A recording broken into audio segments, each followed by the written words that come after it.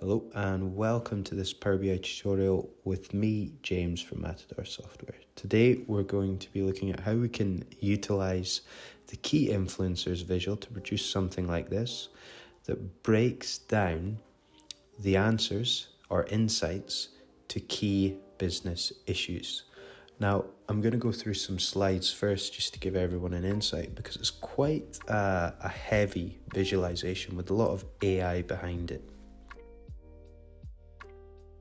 A great question, when should we use the key influencers visualization? Well, to explore which factors affect a key metric is your pretty much optimum use case. For example, what affects customer churn? Is it the age or the gender or a type of service? To compare different examples, so does age improve or hinder customer churn, and so on. The key features of this visualization, I've taken this pretty good screenshot from the Microsoft documentation on the visualization itself, and you can see each number corresponds to some information on the left. So we have tabs to switch between views, between key influencers, showing the top contributors and the top segments. We've got a drop-down box to adjust what we're looking at, restatements. We've got the left pane, which contains a visual, the right pane, which contains another associated visual. We've got average lines and checkboxes to give us a bit more control in what we're actually showing in that right visualization. I'll leave you to read the rest if you want.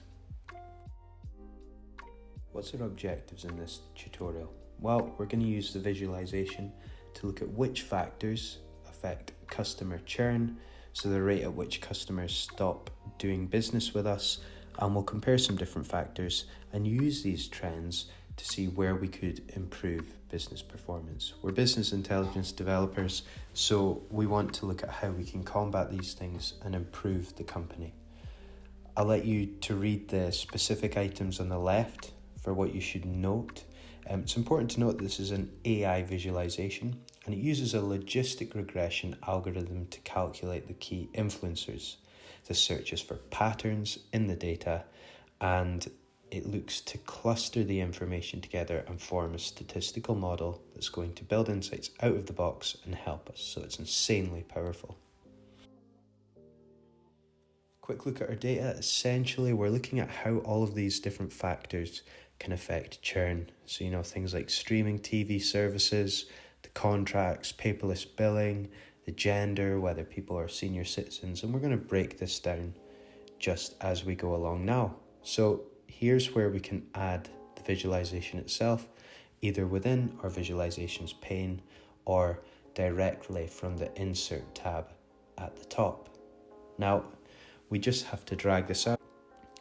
And the next thing is we need to add some information, obviously, into these visualization field wells.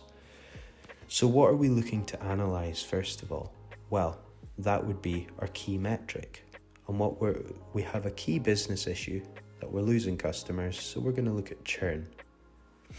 As we said, we want to limit the rate at which customers are leaving us, so we need to see where the churn is going and also look at the contributing factors. So this is a perfect visualization where straight out of the box we can answer some powerful business questions. Now, we see that the tenure, when we add this to explain by, we start to see some trends immediately.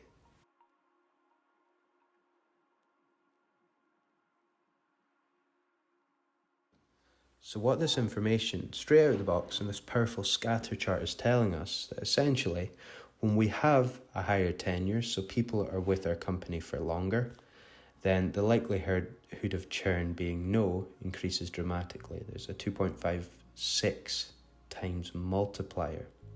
Now we can also change this drop-down box and say, well, let's look at what influences churn to be yes. Now in this example, it's pretty simple because we're comparing just one metric. And you'll see the scatter chart though, it's a nice visualization and it does a very good job of showing us those different clusters and what we can look at. So in the top segments, if we flick over to that tab, we can see that it groups it into 4 different segments, and we get these bars and the donut chart visualizations to again give us some powerful insights straight out of the box. So we see in the first segment, 60.9% of churn is yes. But you can see on the very left-hand side, it changes to 48.7% now. And what we're seeing is the tenure is greater than 1 or less than equal to 5 years. And as we keep moving along, we see a clear trend that as the tenure increases, the likelihood of people leaving us or the percentage of churn being yes is decreasing. So what we would want to do if we wanted to combat this in a business sense is try and produce deals or lock customers into that longer deal where they're with us as their provider for longer. This is the telco data set from Kaggle, so we're looking at internet and phone lines and things like that.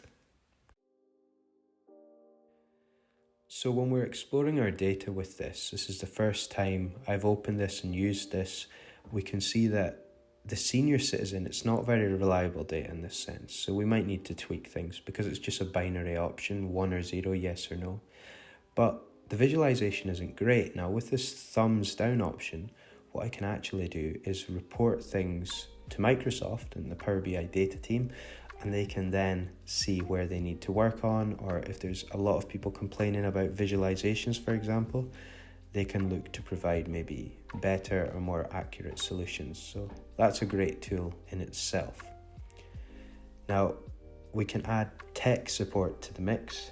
So again, the data itself, the regression model is only as good as, I guess, the data that's fed in this specific algorithm, but this shows us something. So we can see that the likelihood of churn being yes increases when there's no tech support, and also that tenure, like we said, the longer the contract, the more likely they'll stay with us. But what's really great here is if you look on the left, you can see it orders by the most significant key influencer, which in this case is actually tech support, because it has the higher multiplier at 3.51 times. So that's a really good feature in itself, and it's important to understand, and we can click on different elements and view the associated visualizations. Again, we can go back into the top segments and it'll break down again the likelihood if tech support is no and the tenure is a small tenure, or we haven't been with the company very long, it'll tell us that the likelihood of churn is yes. And again, we get these nice trends broken down without really having to do any work at all. So extremely powerful.